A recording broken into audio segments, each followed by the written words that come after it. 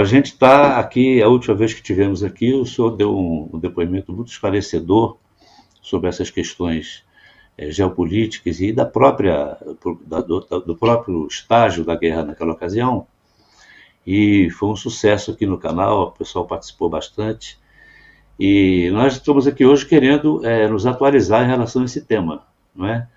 Depois que o senhor esteve aqui, houve episódios como o rompimento do acordo para fornecimento de grãos para a Ucrânia, pela Rússia, né? E agora volta a questão do fornecimento de armas, que a Rússia agora, o embaixador russo, parece que ele reclamou de um novo fornecimento de armas pelos Estados Unidos.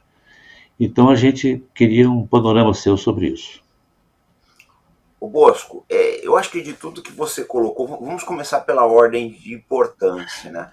Eu acho que é esse rompimento do acordo de grãos. Por que eu digo isso? Quando a gente faz análise da guerra da Ucrânia, você não pode, de qualquer guerra, na verdade, você não pode se ater exclusivamente aos acontecimentos do campo de batalha.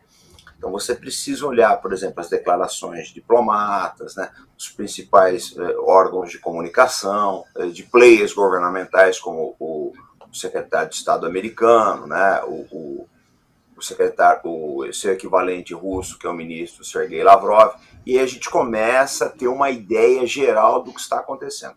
O que a gente nota é que existe um incômodo muito grande, principalmente em países da Europa, com relação ao rompimento desse acordo. Por quê? Porque provavelmente haverá uma inflação de alimentos na Europa. Então, o que acontece? Só para explicar esse acordo aí. A Rússia liberaria portos do Mar Negro para a Ucrânia exportar seus cereais via ali, né, Estreito de Dardanelos, Turquia, etc., Mediterrâneo, para os portos da Europa. Como a Rússia agora vai fechar esses portos, quais são as alternativas? Transporte via ferroviário. Uma outra alternativa seria escolta de navios ucranianos. Eu acho isso praticamente, né, fora de questão. Por quê? Porque isso aí iniciaria uma guerra entre a OTAN e a Rússia, coisa que ninguém quer no momento. Então, o que eu acho? Eles vão tentar via terrestre. Você tem dois problemas aí. Em primeiro lugar, que via terrestre vai sair muito mais caro, né? Porque o volume que você transporta por modal ferroviário acaba encarecendo mais com relação aos transportes marítimos. Esse é um problema.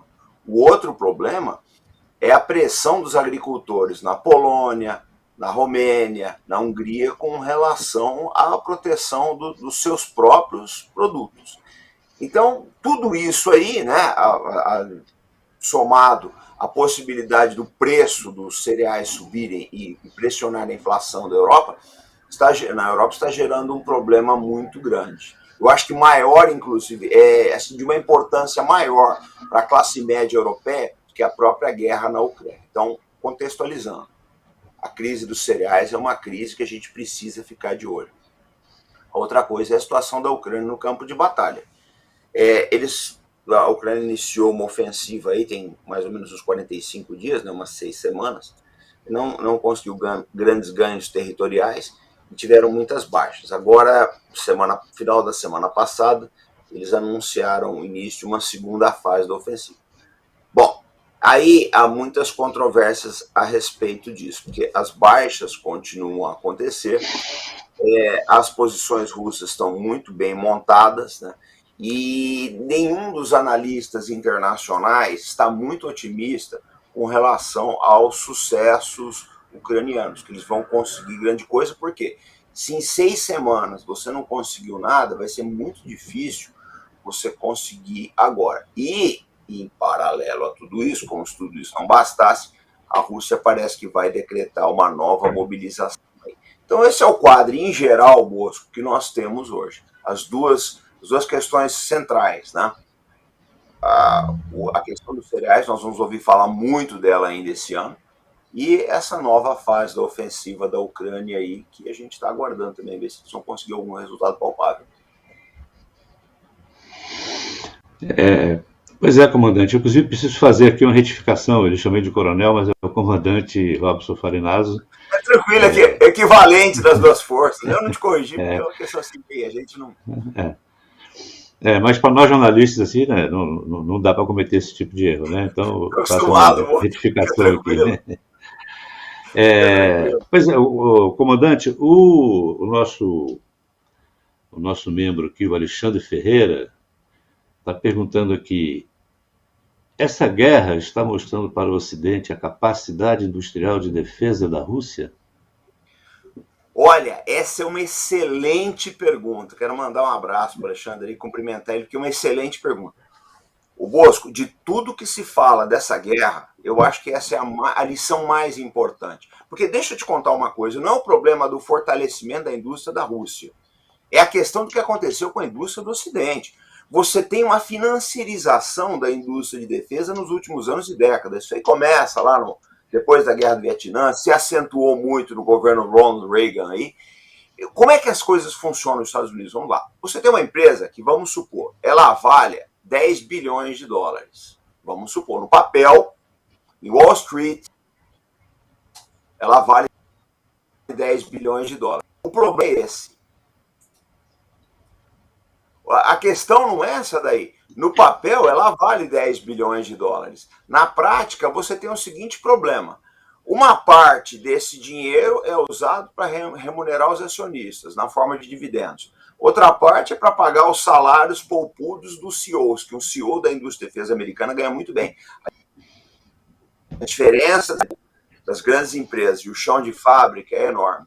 E a terceira coisa é que elas dão também grandes contribuições aos candidatos aí de ambos os partidos. A indústria de defesa ela é suprapartidária, os interesses, ela procura pulverizar, né, o atendimento dos seus interesses tanto no Partido Republicano como no Partido Democrata.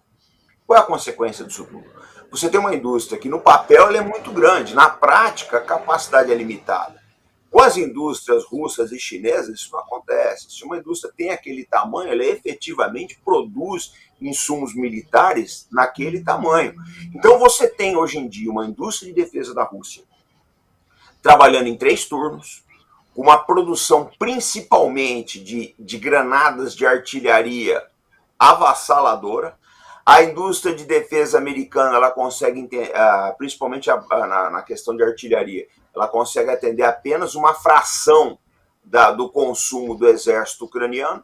Então você tem uma questão logística muito séria. Eu acho que a lição mais importante da guerra da Ucrânia, tá, é que essa guerra é uma repetição da Segunda Guerra Mundial, no sentido de ser uma guerra industrial. O peso da indústria bélica, o peso dessa logística especializada está se fazendo sentir nessa guerra. Tem aqui também, comandante,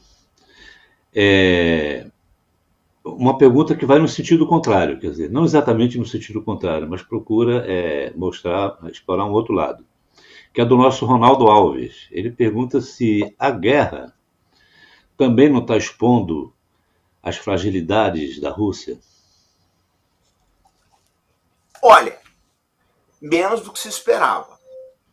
Por quê? Se você pegar as declarações, a gente tem que sempre olhar. Hoje mesmo estava fazendo uma retrospectiva de algumas declarações da imprensa mainstream o ano passado, né?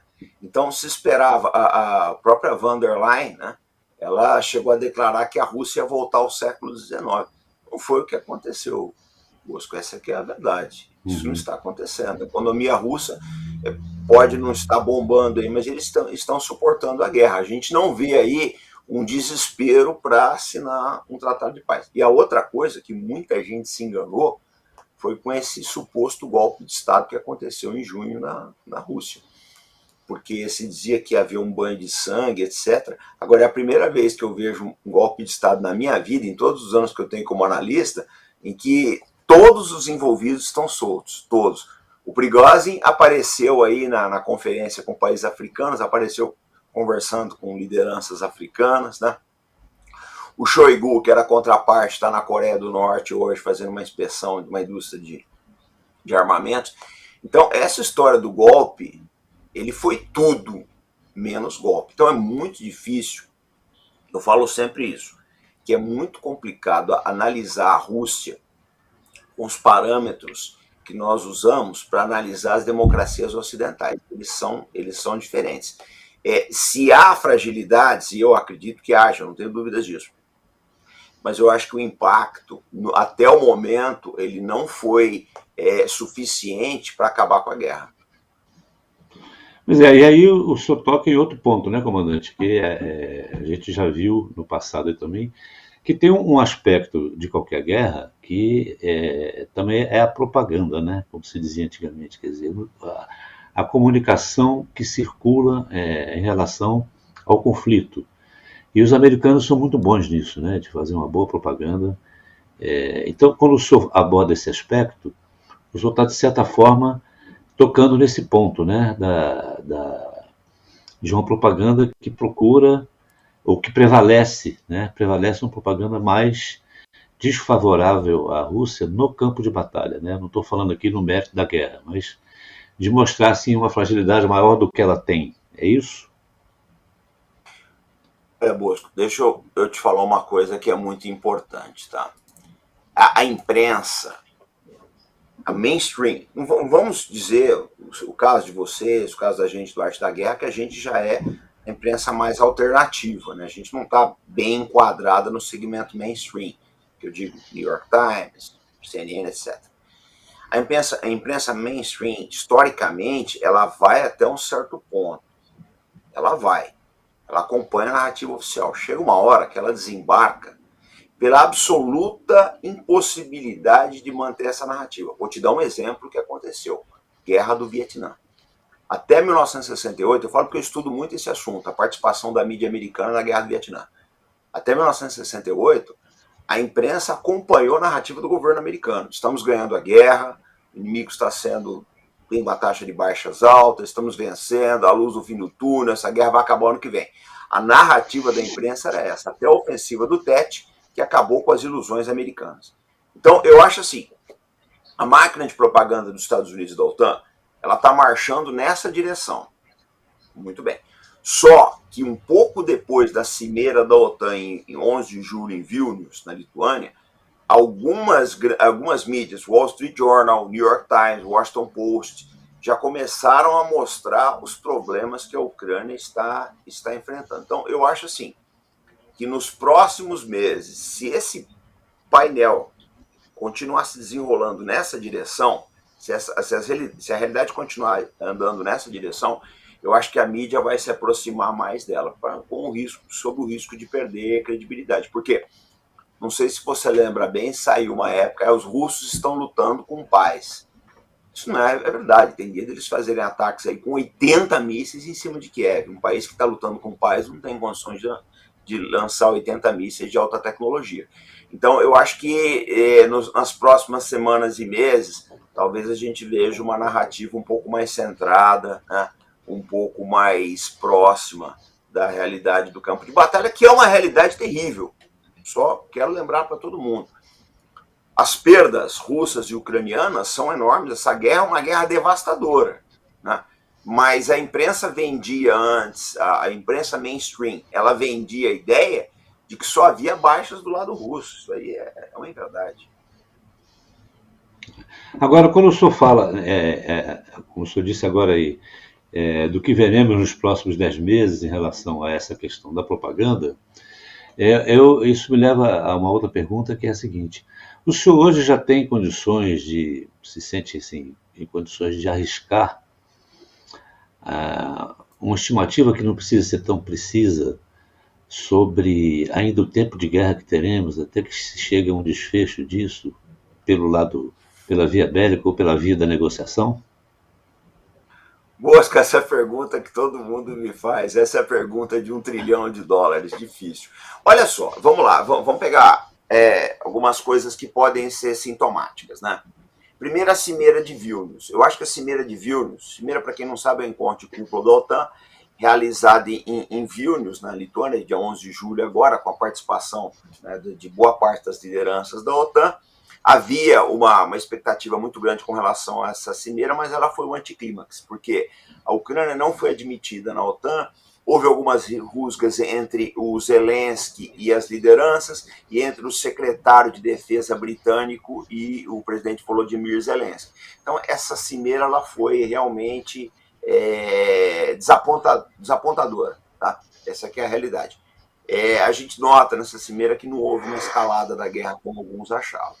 Isso é um ponto que eu acho interessante para a paz. Isso quer dizer que a OTAN já está pondo os pés no chão, alguns países europeus estão pressionando aí economicamente, pode ser que a gente veja aí alguma tentativa de caminhar para um acordo aí. Essa é uma coisa. A outra coisa é que o presidente Volodymyr Zelensky deve visitar o Brasil, deve conversar com o presidente Lula. Nós precisamos lembrar que o presidente Lula, desde antes da eleição, ele já fala, desde antes da posse, ele já falava aí numa possibilidade de plano de paz para a Ucrânia. Então, o que pode acontecer? Nós não devemos ter ilusões. Só haverá paz na Ucrânia se os Estados Unidos deixarem, porque já foram apresentados planos da China, Turquia já tentou, países africanos também. Nenhuma dessas tratativas foi aceita. Se os Estados Unidos acharem que é o momento de fazer a paz, pode ser que vingue até uma proposta do presidente Lula. Porque nós temos que lembrar uma coisa, Bosco, que é importantíssima. É muito importante. Talvez seja o objetivo final disso tudo. O ano que vem tem eleições nos Estados Unidos. Então eu digo sempre, em algum momento, daqui até 2024, o presidente Biden vai ter que virar a chave do modo guerra para o modo eleições. Isso aí é determinante, a gente não tem dúvida disso. É o evento mais importante aí de 2024, as eleições nos Estados Unidos, que devem ser tão acaloradas aí como foram as de 2020. Então o painel que eu vejo é esse, né? A gente precisa esperar os próximos acontecimentos. Muito difícil saber se vai haver aí, se essa guerra vai terminar, porque nenhum dos dois lados me parece muito disposto a negociar um acordo de paz. O senhor tocou num ponto importante, comandante, que é a questão das eleições americanas, não é? Mas essa guerra, de certa forma, não é um capital eleitoral bom para o Biden? No panorama de hoje pode ser, mas a gente não sabe como é que as coisas vão ficar no mês seguinte, daqui a 6 meses, Bosco. Preciso lembrar uma coisa. Os Estados Unidos têm as reservas de petróleo estratégicas dele ali entre o Texas e a Louisiana, né? Eu tiro extrato todo mês. De mês a mês, esse estoque está diminuindo. Hoje, o pessoal já está falando em aumento do preço do barril do petróleo, né? Enquanto eles tiverem reservas de petróleo do Texas para queimar, tudo bem. E a hora que acabar essa reserva, que o bolso do consumidor americano sentir a realidade dos preços internacionais, será que a visão política deles vai ser a mesma? Porque, na verdade, o consumidor médio americano, o eleitor médio, ele não vota com base no que está acontecendo em Kiev, com base no que está acontecendo aí, né, em Paris. Ele quer saber quanto que ele vai pagar na bomba, se ele está conseguindo mandar o filho dele para a faculdade, etc. Então, eu não sei, né, os analistas estão bastante otimistas com relação à economia americana. Vamos dar um crédito para eles. Vamos dizer assumir que isso seja o quadro real. Se a economia americana for bem, o presidente Biden se reelege. Acredito que ele vai ser o candidato natural do Partido Democrata, independente de outras candidaturas aí promissoras, como o Robert Kennedy Jr., etc. Eu acho que o Biden tem boa chance, porque ele está com a cadeira na mão. Dificilmente, nunca, acho que raras vezes, um partido, uma convenção de partido, vai abrir mão de tentar reeleger o presidente. Então, acho que as chances são todas a favor dele, dentro do Partido Democrata. Agora, quem ele vai enfrentar no pleito, a gente não sabe. Muito provavelmente, há uma chance muito grande, se a justiça não atrapalhar, da gente ter em 2004 a repetição do pleito de 2024, a repetição do pleito de 2020, que é Biden contra Trump. Trump está vindo com tudo aí, né? Então, é difícil saber. Nas condições atuais, acho que o Biden teria boa chance aí.